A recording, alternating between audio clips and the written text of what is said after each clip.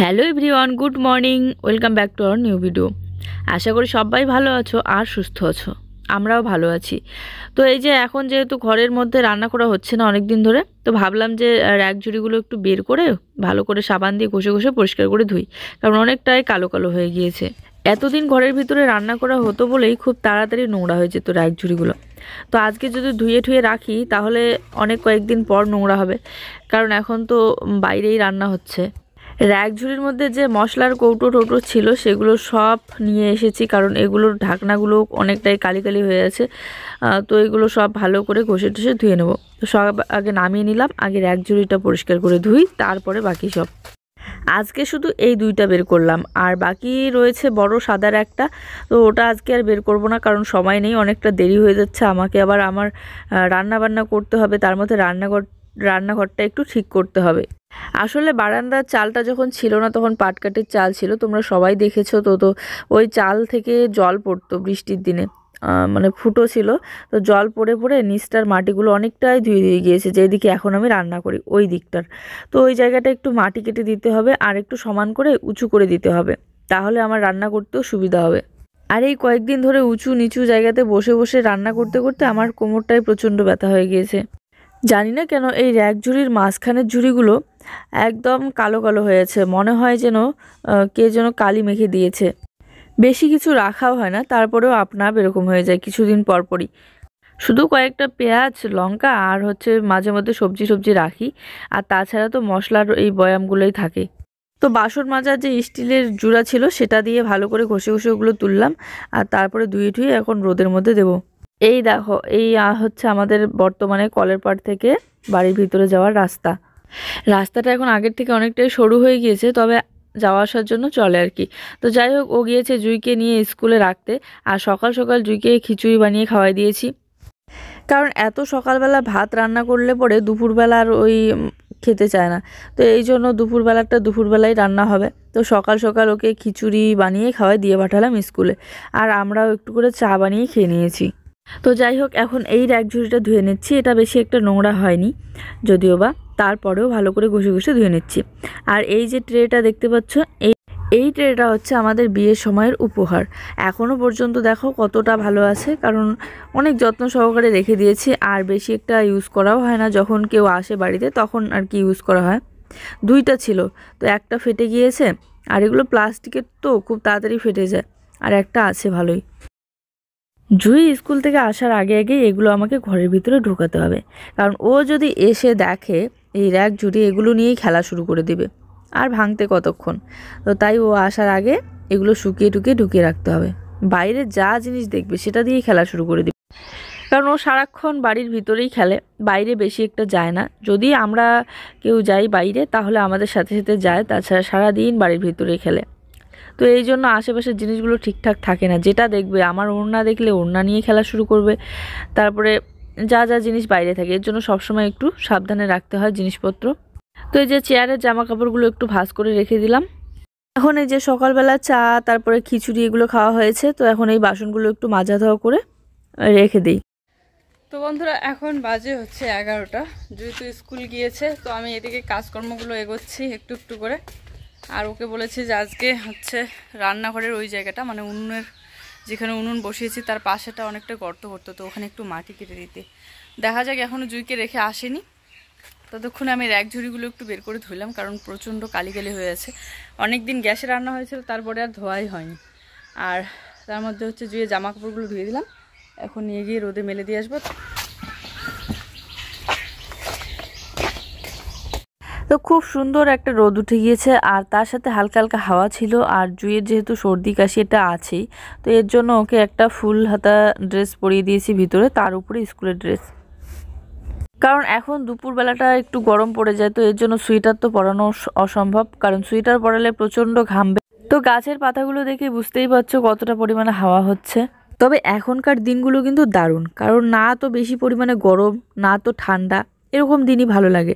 কিন্তু এরকম তো সবসময় থাকে না, আবহাওয়া তো পরিবর্তন হবেই। আর কয়েকটা দিন গেলেই কিন্তু প্রচুর পরিমাণে গরম পড়তে চলেছে। আর কালকে রাত্রিবেলা জুয়ের পাপা জুয়ের জন্য এই টি শার্টটা আর একটা হাফ প্যান্ট নিয়ে এসেছে গরমের জন্য। তো ওদিকে জামা কাপড়গুলো মেলে দিয়েই সোজা চলে আসলাম কলের পাড়ে। আগে বাসনগুলো মেজে নিই। বাসন তো বেশি একটা নেই, তারপরেও হ্যান্ডেল হাতা আর প্রেশার কুকার এগুলোর মধ্যে মাটি দিয়ে লেপা ছিল বলে বেশি একটা কালিগুলো তোলার সময় অসুবিধা হয়নি। তো যাই হোক, প্রেশার কুকারের কালিটা তুললাম না, আর শুধু ভিতরটা মেজে রেখে দিলাম বাইরে, পরে দেখা যাবে। আর এখন হ্যান্ডেল হাতার কালিটা তুলে নেব।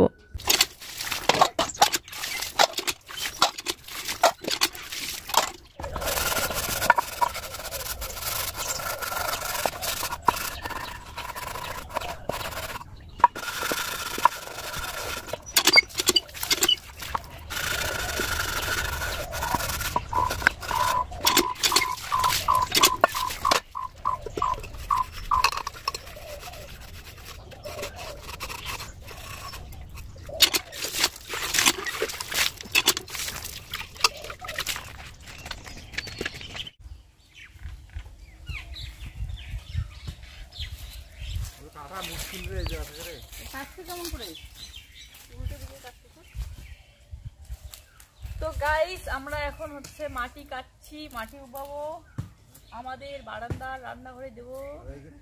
এবার ভেঙে ফেলছি মনে হয়। এই যে আমাদের বাঁশ গাছের নিচের জায়গাটা, এখান থেকে মাটিগুলো কাটা হচ্ছে। তো এখানে বাঁশের অনেকটাই শেকড় বেরিয়ে গিয়েছে, আর মাটিটা ঘরে দেওয়ার পর ভালো করার সময় আমি শেকড়গুলো বেছে বেছে ফেলে দেব। আর পাতা, এই যে এত পরিমাণে পাতা এই দিকটা, তো মাটিটা কাটতে একটু অসুবিধা হচ্ছিল, কারণ জায়গাটাই এরকম। আর তার মধ্যে হচ্ছে কোদালটা অনেকটা ভাঙা ছিল, একটু জোরে জোরে কাটলে পরেই ভেঙে যাচ্ছিল। তো যাই হোক, পরে অবশ্য কোদালটা চেঞ্জ করে নিয়েছিলাম, আর অন্য কোদাল নিয়ে এসেছিলাম। প্রথমে তো ভেবেছিলাম যে ও কেটে দেবে, আমি উবাবো, কিন্তু এখন দেখি এতটাই ভারী যে তুলতেই পারছি না। তো ও বললো যে থাক, তোমাকে উবাতে হবে না, আমি উবাবো, কারণ অল্প একটু তো মাটিই লাগবে। তো যাই হোক, ও কেটে কেটে নিয়ে এসে দিচ্ছে, আর আমি দেখো এই জায়গাটা একটু ভালো করে মাটিগুলো সমান করে দিয়ে ঠিক করব। কারণ উনুনটা হয়ে গিয়েছে এতটাই উঁচু, আর আমি বসি নিচুতে, কারণ এই জায়গাটা একটু নিচু, মাটি কাটা কম হয়েছিল এদিকে। তো এরকম করে প্রচণ্ড কোমর ব্যথা হয়ে যায়, অসুবিধা হয় রান্না করতে। আর অনেক কয়েকদিন ধরেই ওকে বলতেছিলাম, কিন্তু সকাল সকাল স্নান করে রান্না হয়ে গেলে পরে আর মাটি কাটাকাটির কাজ করতে একদমই ভালো লাগে না। তো এই জন্য আজকে এখনও স্নানও করিনি, ভাবলাম যে স্নান করার আগেই মাটির কাজগুলো কমপ্লিট করি।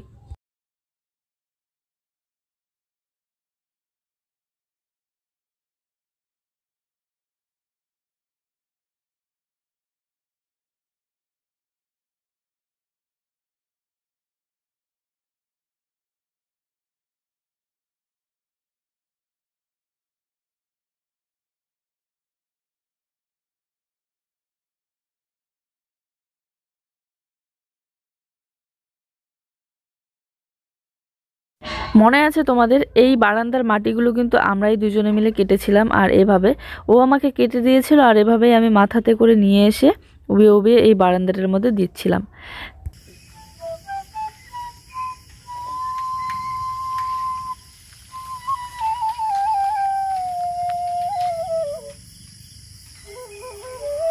এখন ভাবতেছি যে এই মাটিগুলো এইভাবে দেওয়ার পর এই সময় আবার আমার দুপুরবেলা রান্না করতে হবে।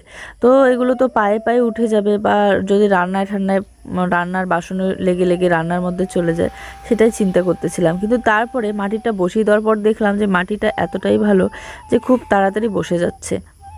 তো প্রথমে পিঁড়ি দিয়ে সমান করতেছিলাম, তারপরে দেখলাম হাত দিয়েই সুবিধা হচ্ছে, কারণ যেখানে যেখানে একদম মাটিগুলো ফেলেছে সেখানে সেখানে এতটাই বসে গিয়েছে যে হাত দিয়ে ভালো করে তুলে তুলে আমি দিচ্ছি।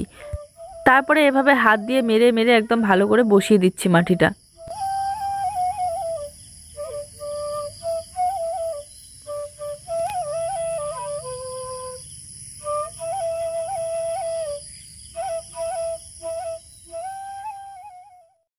তো সব মাটি ভালো করে বসিয়ে দিয়ে এই যে এখন ঝাড়ু দিয়ে নিচ্ছি, কারণ এই শিকড়গুলো আর পাতাগুলো সব বেরোলো ওই মাটির ভিতর থেকে। তার মধ্যে ঘরটাও ঝাড়ু দিয়ে রাখছি, কারণ এখনই জুই চলে আসবে, জুই আসার সময় হয়ে গিয়েছে। এদিকে জুই আসার আগে গিয়ে আমাকে স্নান করে ভাতটা বসিয়ে দিতে হবে। প্রায় 2টা বাজতেই চললো। তো বন্ধুরা, এই যে কাজকর্ম সেরে স্নান করে আসলাম, এখন রান্না বসাবো, জুই আসার সময় হয়ে গেছে। আজকে রান্না অনেকটাই দেরি হয়ে গেল। চলো এখন রান্না করতে করতে 3টা, তো খাওয়া দাওয়া করতে করতে 3টা বেজে যাবে।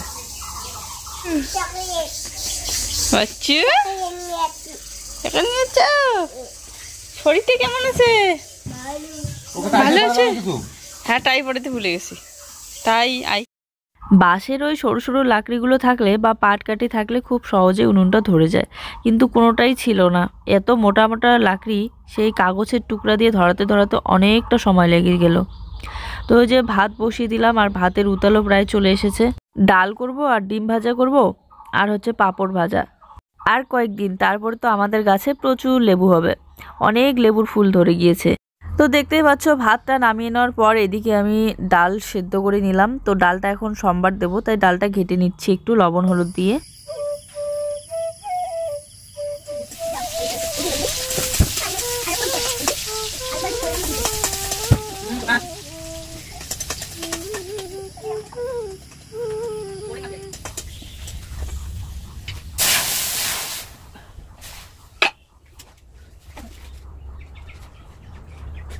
তো ডালের মধ্যে একটুখানি লবণ কম হয়েছিল, তাই একটু লবণ দিয়ে দিলাম। আর এখন ডালটাকে আর একটু জাল দিয়ে তারপরে নামিয়ে নেবো। তবে শুকনো লঙ্কা দিয়ে ডাল ফোড়ন দিলে ডালটার স্বাদটা ভালো লাগে, কিন্তু শুকনো লঙ্কা ছিল না, পাঁচ ফোড়ন আর পেঁয়াজ দিয়ে ফোড়ন দিয়ে নিলাম।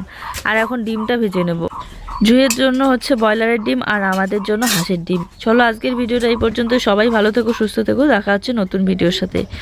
সবার জন্য রইল অনেক ভালোবাসা। যারা যারা আমাদের চ্যানেলে নতুন, প্লিজ চ্যানেলটিকে সাবস্ক্রাইব করে দিও, আর ভিডিও ভালো লাগলে লাইক, কমেন্ট আর শেয়ার করে দিও।